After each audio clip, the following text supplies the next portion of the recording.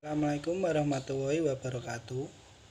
Kami dari kelompok 1 yang beranggotakan Dika Ayu Hanifiani dengan NIM E2B019329 dan Rifki Afan Hadiarsa dengan NIM E2B019361.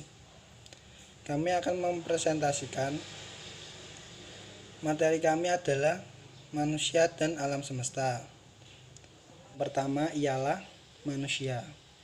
Manusia secara etimologi adalah men yang berarti sesuatu yang berpikir. Dalam bahasa Yunani, manusia berarti anthropos yang sebelumnya memiliki arti seseorang yang melihat ke atas, tetapi kemudian berganti arti menjadi wajah seorang manusia. Yang kedua, alam semesta. Alam semesta adalah seluruh ruang waktu dan kontinu tempat kita berada dengan energi dan material yang dimilikinya. Usaha untuk memahami alam semesta dalam lingkup ini pada skala terbesar kemungkinan ada pada kosmologi. Hakikat kebenaran. Menurut E.F. Schumacher ada 4 kebenaran besar. Yang pertama, kebenaran tentang eksistensi dunia dan alam semesta, yaitu terdiri dari tumbuhan, hewan, benda, manusia yang berada di muka bumi ini. Yang kedua, kebenaran tentang alat yang digunakan untuk memahami dunia, yaitu ketetapan yang digunakan alat yang ditetapkan untuk memahami 4 eksistensi di atas.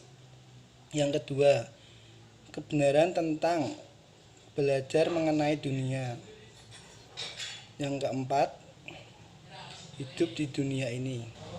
Ada 2 masalah yang ada di dunia ini. Yang pertama, masalah konvergen, bertitik temu, atau masalah yang dapat diselesaikan secara keseluruhan. Yang kedua, masalah divergen, bertitik pisah, atau belum dapat diselesaikan secara keseluruhan. Eksistensi dunia dan alam semesta. Ada kecenderungan yang disodorkan oleh saintisme modern, yaitu yang sering disebut dengan materialistik, mekanistik, dan dimenistrik, yang memandang dunia fisik atau dunia materi sebagai satu-satunya keberadaan yang diakui oleh ilmu pengetahuan. Alam semesta seolah-olah dianggap sebagai mesin raksasa yang bekerja secara mekanistik. Alam semesta hanya dilihat secara materi dan substansi yang terbentang luas dan tak bernyawa, yang misterinya dapat dipecahkan menggunakan pendekatan ilmuah dan rasional. Namun E.F. Schumacher telah mengingatkan para ilmuwan tentang tingkatan-tingkatan yang berada di alam semesta. Benda dapat dituliskan dengan P yang berarti substansi atau materi. Tumbuhan dituliskan dengan P plus X yang berarti kehidupan. Hewan dapat dituliskan dengan P plus X plus Y yang berarti kesadaran. Dan manusia dapat dituliskan dengan P plus X plus Y plus Z yang berarti kesadaran transendental atau spiritual. Hakikat manusia. Stephenson dan Habermas 2001 mengatakan bahwa meski ada begitu banyak hal yang sangat bergantung pada konsep tentang hakikat manusia, namun terdapat begitu banyak ketidaksepakatan mengenai apa itu hakikat manusia. Adanya ketidaksepakatan ini karena banyak pihak yang hanya melihat hakikat manusia secara sepotong-potong, karena kedudukannya dalam konteks keseluruhan yang utuh. Karena misalnya dalam Stephen Habermas 2001 mengatakan hakikat manusia adalah keseluruhan hubungan manusia dengan menolak adanya Tuhan dan menganggap tiap pribadi adalah produk dari tahapan ekonomis tertentu dalam masyarakat manusia tempat manusia itu hidup.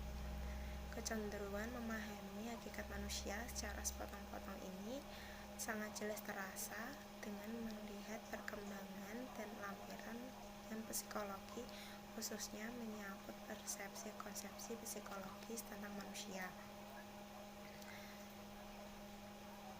Berikutnya, MC David Harari dalam Jalaluddin Rahmat 2001 mengelompokkan 4 teori psikologi, dikaitkan dengan konsepsinya sebagai berikut. Yang pertama, psikoanalisis, yang kedua, behaviorisme, yang ketiga, kognitif, dan terakhir, humanis.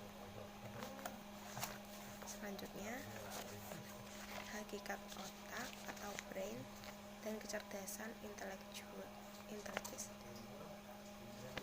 Otak merupakan organ tubuh yang paling kompleks.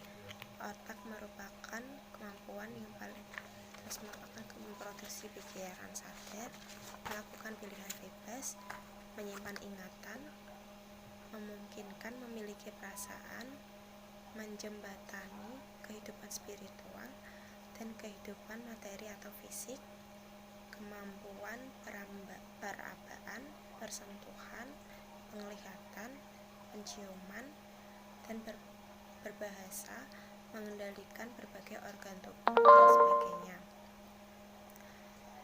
Menurut Agus Hermanto 2001, paling tidak ada 9 sub dalam otak manusia, yaitu yang pertama, biokonteks, yang kedua, corpus callosum, ketiga, cerebellum, 4, otak reptil, 4, hipokampus, 6, amigdala, 7, pituitary gland, 8, hipotalamus, dan 9, talamus. Gardner 1999 mendefinisikan kecerdasan sebagai potensi psikologis untuk informasi yang dapat diaktifkan suatu latar atau setting, kebudayaan untuk memecahkan manusia, atau menciptakan suatu produk-produk bermanfaat dalam kebudayaan. Pada awalnya, ilmuwan hanya mengenalkan kecerdasan tunggal yang disebut dengan kecerdasan intelektual atau intellectual competence, atau belakangan terbukti manusia sebenarnya memiliki kecerdasan dan mengidentifikasikan kecerdasan manusia, yaitu yang pertama, linguistik, logika matematikal, mustikal, motility kinestikal, spatial, interpersonal, dan intrapersonal intelligence. Berikutnya, hakikat pikiran atau main kesadaran atau consciousness. Pikiran memiliki peranan yang sangat penting dalam kehidupan manusia, sehingga Glenn Pascal 2001 mengatakan sekali lagi bahwa manusia dapat memikir dan seluruh kewajibannya adalah berpikir sebagaimana seharusnya. Trifle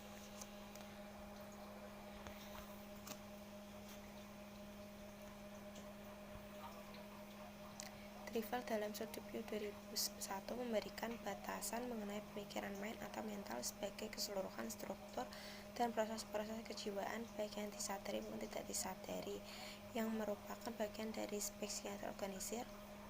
Berikutnya, Jalaluddin Rahmat 2001 melihat proses berpikir sebagai komunikasi intrapersonal yang meliputi yang pertama, sensasi merupakan alat penginderaan melalui panca indera yang menghubungkan organisme manusia dengan lingkungan. Yang kedua, persepsi adalah proses pemberian makna atau organisasi. Jalaluddin Rahmat 2001 melihat berproses berpikir sebagai komunikasi interpersonal yang meliputi yang pertama, sensasi merupakan alat penginderaan melalui panca indera yang menghubungkan organisme manusia dengan lingkungan. Yang kedua, persepsi adalah proses pemberian makna pada sensasi sehingga manusia memperoleh pengetahuan yang baru. Yang ketiga, memori adalah proses menyimpan informasi dan memanggilnya kembali. Berikutnya, berpikir adalah mengelola informasi dan manipulasi informasi untuk memenuhi kebutuhan atau memberikan respons. Sekian dari presentasi dari kami. Mohon maaf jika terdapat kesalahan dalam pengucapan atau pembuatan video dari kami. Wassalamualaikum warahmatullahi wabarakatuh.